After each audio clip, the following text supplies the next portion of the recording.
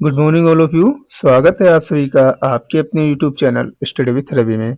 आज है तारीख 26 जून 2026 और आज के इस लेक्चर में हम कवर करेंगे करंट अफेयर के कुछ बेहद इंपॉर्टेंट क्वेश्चन जो आपके एग्जाम और नॉलेज दोनों के लिए बेहद महत्वपूर्ण है। तो चलिए शुरू करते हैं। हमारा पहला प्रश्न है, भारत के पहले उच्च ऊंचाई वाले फ्लोरिकल्चर पार्क का उद्घाटन कहाँ किया गया है? तो आपका आंसर हो जाएगा लद्दाख। जान लेते हैं इसके बारे में। ठीक है, इस पार्क में जो है अत्यधिक मांग वाले प्रीमियम फूल जैसे लिलियम, ग्लेडियस और ट्यूलिप उगाए जाएंगे। ठीक, और ये प्रोजेक्ट जो है किसके सहयोग से तैयार कराया जा रहा है ये भी जान लेते हैं। इस प्रोजेक्ट के लिए जो है लद्दाख कृषि विभाग और पालमपुर, ठीक है, के बीच में जो है समझौता हुआ है, जो तकनीक सहायता इसे जो है प्रदान करेंगे। ठीक है, उद्देश्य की अगर बात की जाए, ठंडे रेगिस्तानी इलाके में किसानों और युवाओं को फूलों की व्यावसायिक खेती का प्रशिक्षण देकर उनकी आय बढ़ाना और पर्यावरण पर्यटन को बढ़ावा देना इसका जो है मेन उद्देश्य है। ठीक है, तो याद रखिएगा, देश के पहले उच्च ऊंचाई वाले फ्लोरिकल्चर पार्क का शुभारंभ कहाँ किया गया? तो ये किया गया है लद्दाख में। ठीक है, आगे बढ़ते हैं अगले प्रश्न की तरफ। अगला प्रश्न है हमारा, अंतर्राष्ट्रीय नशा निषेध और अवैध तस्करी विरोधी दिवस कब मनाया जाता है? तो ये मनाया जाता है 26 जून को। अब जान लेते हैं इसके बारे में। संयुक्त राष्ट्र महासभा द्वारा हर साल 26 जून को दुनिया भर में अंतर्राष्ट्रीय नशा निषेध और अवैध तस्करी विरोधी दिवस जो है मनाया जाता है। इसे जो है विश्व ड्रग दिवस के रूप में भी मनाया जाता है। अगर इसके इतिहास की बात की जाए तो इस दिवस को मनाने के लिए 7 दिसंबर 1987 को संयुक्त राष्ट्र के एक प्रस्ताव के माध्यम से की गई थी। ठीक है, पहली बार से 26 जून 1889 में मनाया गया था। ठीक है, यह तारीख जो है चीन में अफीम व्यापार के खात्मे की याद में जो है चुना गया था।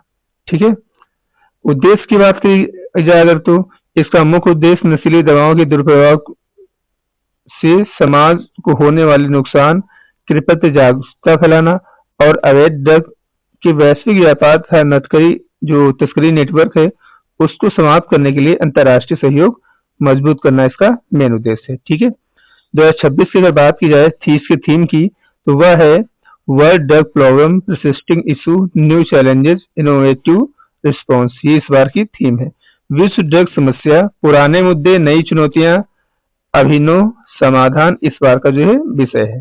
ठीक है, तो हमारा प्रश्न था अंतर्राष्ट्रीय नशा निषेध और अवैध तस्करी दिवस कब मनाया जाता है? तो ये मनाया जाता है 26 जून को। चलिए आगे बढ़ते हैं अगले प्रश्न की तरफ। अगला प्रश्न है हमारा, बेंगलुरु स्थित किस हवाई अड्डे को दुनिया का तीसरा सबसे परिवार अनुकूल हवाई अड्डा घोषित किया गया है? तो ये जो है केम्पेगौड़ा अंतर्राष्ट्रीय हवाई अड्डा जो है बेंगलुरु में पड़ता है, उसको जो है ये घोषित किया गया है। ठीक है, जान लेते हैं। एक वैश्विक अध्ययन में बेंगलुरु के केम्पेगौड़ा अंतर्राष्ट्रीय हवाई अड्डे को बच्चों के साथ यात्रा करने वाले परिवारों के लिए सुविधाओं और सुविधा के आधार पर दुनिया का तीसरा सबसे परिवार अनुकूल हवाई अड्डा घोषित किया गया है। ठीक है, वैश्विक स्तर पर फिनलैंड का हेलेंस्की वांता हवाई अड्डा पहले स्थान पर है और सिंगापुर का चांगी जो है दूसरे स्थान पर है। ठीक है, विशेषताओं की अगर इसकी बात की जाए तो इसके टर्मिनल T2, ठीक है, को जो है टर्मिनल इन गार्डन भी कहा जाता है, जो बच्चों की खेल क्षेत्र, बेबी केयर, नर्सिंग रूम और सुलभ यात्री सुविधाओं के लिए इसको जो है सराहना मिलती है। ठीक है, तो याद रखिएगा, हमारा प्रश्न था बेंगलुरु स्थित किस हवाई अड्डे को दुनिया का तीसरा सबसे परिवार अनुकूलन हवाई अड्डा घोषित किया गया है? तो आपका आंसर हो जाएगा केम्पेगौड़ा अंतर्राष्ट्रीय हवाई अड्डा बेंगलुरु। ठीक है, चलिए आगे बढ़ते हैं अगले प्रश्न की तरफ। अगला प्रश्न है हमारा, इंटरप्राइज ग्रेड AI प्लेटफॉर्म अपनाने वाला भारत का पहला बंदरगाह कौन बन गया है? तो ये बन गया है VO चिदम्बरम बंदरगाह। ठीक है, जो कि पड़ता है विशाखापट्टनम में। जान लेते हैं इसके बारे में, इसकी खूबियों के बारे में। तमिलनाडु के थूथुकुडी में स्थित VO चिदम्बरम बंदरगाह प्राधिकरण को एक समर्पित mobile application port GPT launch किया है। ठीक है, इसके साथ ही यह enterprise grade generative artificial intelligence platform को लागू करने वाला भारत का जो है पहला बंदरगाह बन गया है।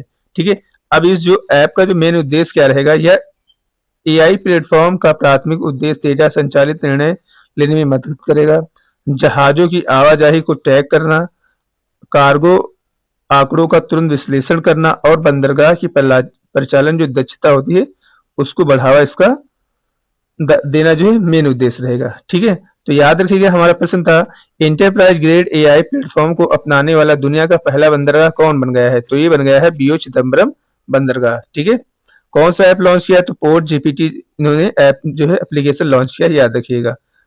अगला हमारा प्रश्न है भारत में डिजिटल अरेस्ट फ्रॉड नेटवर्क के खिलाफ केंद्रीय जांच ब्यूरो द्वारा चलाया गया ऑपरेशन शुरू कौन सा ऑपरेशन शुरू किया गया? ठीक है, तो इसका नाम जो है ऑपरेशन चक्र 6 रखा गया है।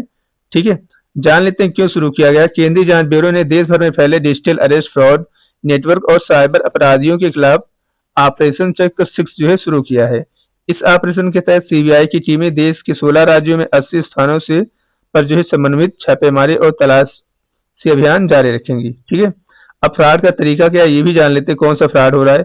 इस नेटवर्क के साइबर अपराधी सुप्रीम कोर्ट, पुलिस, अन्य कानूनी प्रवर्तन एजेंसियों के अधिकारी फर्जी बनकर फर्जी कानूनी नोटिस, अदालती आदेश और नकली वीडियो कॉल के जरिए लोगों को जो है डराते हैं और उन्हें जो है डिजिटल अरेस्ट की धमकी देकर जो पैसे वसूलते हैं। ठीक है, इस काम को जो रोकने के लिए ये जो है मिशन शुरू किया गया है। ठीक है, आगे अगर ऑपरेशन चक्र की अगर बात की जाए, सीबीआई द्वारा भारत में अंतर्राष्ट्रीय स्तर पर सक्रिय साइबर वित्तीय अपराधों और नेटवर्क को खत्म करने के लिए चलाया जा रहा है। ठीक है, एक दीर्घकालीन अभियान है। इसका उद्देश्य वैश्विक स्तर पर सुरक्षा एजेंसियों के साथ समन्वय स्थापित करना और साइबर अपराधों को बुनियादी ढांचों को जो पूरी तरह नष्ट करना इसका मेन उद्देश्य रहेगा। ठीक है, तो याद रखिएगा हमारा प्रश्न था भारत में डिजिटल अरेस्ट फ्रॉड नेटवर्क के खिलाफ सीबीआई ने कौन सा ऑपरेशन शुरू किया है? तो ये ऑपरेशन का नाम है ऑपरेशन चक्र 6। ठीक है, याद रखिएगा। चलिए आगे बढ़ते हैं अगले प्रश्न की तरफ।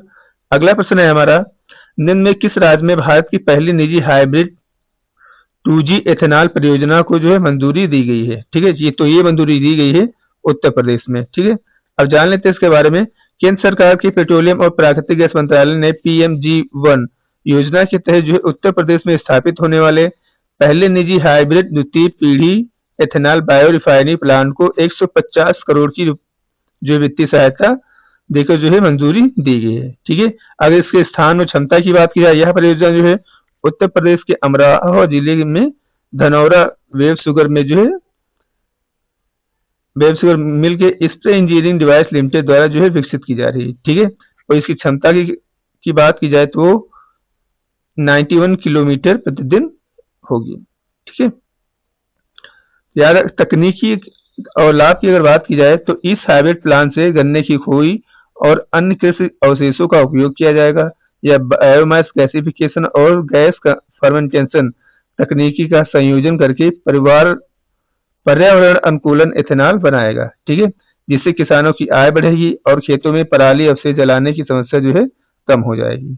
ठीक है, तो हमारा प्रश्न था निम्न में से किस राज्य में भारत की पहली निजी हाइब्रिड 2G एथेनॉल परियोजना शुरू की गई है? तो ये शुरू की गई है उत्तर प्रदेश में। चलिए आगे बढ़ते हैं अगले प्रश्न की तरफ। अगला प्रश्न है हमारा निम्न में से किस राज्य में श्री अंबाबाई मंदिर विकास परियोजना शुरू की गई? तो ये शुरू की गई है महाराष्ट्र में। ठीक है, अब जान लेते हैं इसके बारे में। केंद्रीय मंत्री अमित शाह द्वारा महाराष्ट्र के कोल्हापुर में ऐतिहासिक मंदिर प्रसिद्ध श्री अंबाबाई मंदिर विकास योजना के विकास कार्य की जो है आधारशिला रखी गई। ठीक है, इसकी लागत और विकास की अगर बात की जाए तो इसमें जो है 1445 करोड़ रुपए जो है इसमें लगाया जा रहा है। ठीक है, और इसका उद्देश्य क्या रहेगा? इसका उद्देश्य विकास भी विरासत भी की सोच के तहत मंदिर परिसरों को आधुनिक सुविधाओं से लैस करना और इसके तहत जो है प्रशिक्षण मार्ग 41 छोटे मंदिरों का संरक्षण करना और दर्शन मंडप अन्य क्षेत्र और आधुनिक सुरक्षा प्रणालियों का विकास किया जाए ताकि जो है तीर्थयात्रियों को का जो है अनुभव बेहतर हो सके। ठीक है, याद रखिएगा कि किस राज्य में जो श्री अंबाबाई मंदिर परियोजना शुरू की गई? तो ये महाराष्ट्र में जो है शुरू की गई। ठीक है, अगला हमारा प्रश्न है निम्न में से किस भारतीय ने यूके संसद में ग्लोबल प्रेस्टीज अवार्ड से सम्मानित किया गया है? तो ये सम्मानित किया गया है हर्षवर्धन जी को। ठीक है, क्यों सम्मानित किया ये जान लेते हैं। बिहार क्रिकेट एसोसिएशन के अध्यक्ष हर्षवर्धन को जो है यूके के हाउस ऑफ लॉर्ड्स में जो है ग्लोबल प्रेस्टीज अवार्ड से सम्मानित किया गया। क्यों सम्मानित किया गया? यह पुरस्कार उनसे विकसित भारत 2047 के लिए दृष्टिकोण में उनके योगदान और खेल के नेतृत्व के लिए जो है उनको इस अवार्ड से सम्मानित किया गया है। ठीक, अवार्ड का नाम याद रखिएगा ग्लोबल प्रेस्टीज अवार्ड किसे दिया गया? तो हर्षवर्धन जी को दिया गया है। ठीक है, यूके की संसद के द्वारा दिया जाने वाला अवार्ड है, याद रखिएगा। चलिए आगे बढ़ते हैं अगले प्रश्न की तरफ। निम्न में से किस स्थान पर हेमिस फेस्टिवल 2026 शुरू किया गया? तो ये शुरू किया गया है लद्दाख में। ठीक है, अब जान लेते फेस्टिवल के बारे में। प्रसिद्ध फेस्टिवल हेमिस फेस्टिवल जो है हर साल लद्दाख में मनाया जाता है। ठीक है, लद्दाख के लेह से लगभग 40 किलोमीटर दूर स्थित ऐतिहासिक प्रसिद्ध हेमिस मठ में जो है ये शुरू हुआ है। महत्व क्या रहता है? यह 2 दिवसीय धार्मिक त्योहार गुरु पद्म संभव की जयंती के उपलक्ष्य में मनाया जाता है। इसमें भिक्षुओं द्वारा रंग बिरंगे मुखौटे पहन के पारंपरिक जो है छम नृत्य किया जाता है। ठीक है, याद रखिएगा हेमिस फेस्टिवल कहाँ मनाया जाता है? तो ये लद्दाख में मनाया जाता है।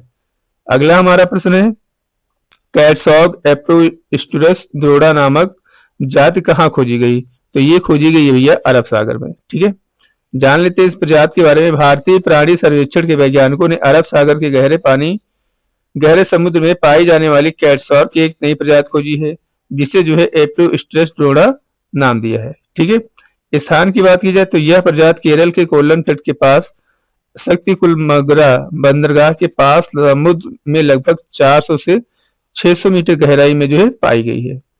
ठीक है, विशेषता क्या है?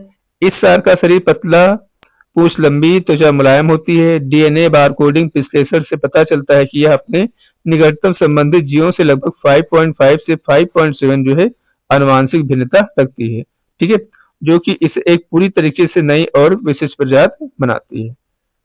ठीक है, तो याद रखिएगा हमारा प्रश्न था कैटसॉग की एप्रोस्टुरस द्रोड़ा नामक प्रजाति कहाँ खोजी गई है? तो इसे जो है अरब सागर में खोजा गया है। चलिए आगे बढ़ते हैं अगले प्रश्न की तरफ। अगला प्रश्न है हमारा, किस देश ने 2035-36 तक जो है 100 gigawatt pump store hydro power क्षमता हासिल करने का लक्ष्य रखा है? तो ये लक्ष्य रखा है हमारे प्यारे भारत ने। ठीक है, इसके बारे में चर्चा कर लेते हैं। लक्ष्य क्या रहेगा?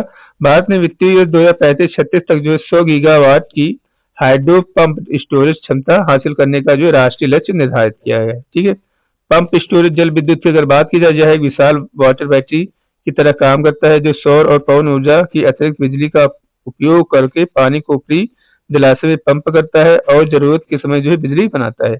महत्व क्या रहेगा? यह भारत को अपनी जो है नवीकरणीय ऊर्जा ग्रिड के स्थिर करने और दीर्घकालीन ऊर्जा सुनिश्चित करने में जो मदद करेगा। ठीक है, तो याद रखिएगा किस हमारा प्रश्न था, किस देश ने 35-36 तक जो है 100 gigawatt pump storage hydro power क्षमता हासिल करने का लक्ष्य रखा है? तो इसका लक्ष्य रखा है हमारे प्यारे भारत ने। ठीक है, चलिए आगे बढ़ते हैं। तो आज के सेशन में इतना ही। अगर आपको सेशन अच्छा लगा है तो वीडियो को लाइक कर दीजिएगा, शेयर कर दीजिएगा और हमारे चैनल को सब्सक्राइब कर लीजिएगा। मिलते हैं अगली वीडियो में, तब तक के लिए टेक केयर, बाय बाय।